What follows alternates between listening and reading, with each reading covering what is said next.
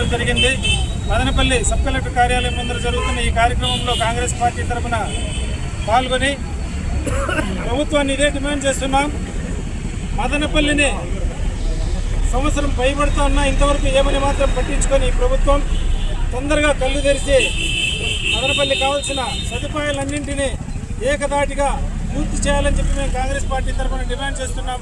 ఇప్పటివరకే అన్నగారు చెప్పినట్టు ఉన్న సమస్యలతో పాటు మదనపల్లిలో ట్రాఫిక్ కానీ, బీటీ కళాశాలను యూనివర్సిటీగా కానీ, అదేవిధంగా జిల్లాను ప్రకటిస్తామని చెప్పి ఇప్పటికే సంవత్సరం పైబడుతున్నా లాస్ట్లో 5 సంవత్సరాలు అయిపోయిన తర్వాత మీరు చేయాలనుకున్నారా?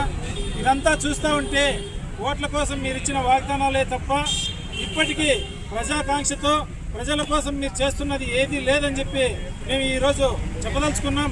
అదేవిధంగా మనకు ప్రభుత్వ ఆసుపత్రిలో ఇంతవరకు వెళ్ళిపోయిన డాక్టర్లు కానీ అక్కడి నుంచి వెళ్ళిపోయిన దాదాపు 50 మందికి పైన స్టాఫ్ను ఒక్కరిని కూడా రీప్లేస్ చేయకపోగా ప్రజల ఆరోగ్యాల మీద మీరు దెబ్బ కొడుతున్నారు.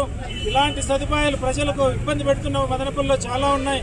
అన్నింటినీ దృష్టిలో పెట్టుకొని ప్రతి ఒక్కటి ప్రజా సంక్షేమమే ధ్యేయంగా మీరు పనిచేయాలి తప్ప ఈ ఓట్ల రాజకీయం చేయకూడదు.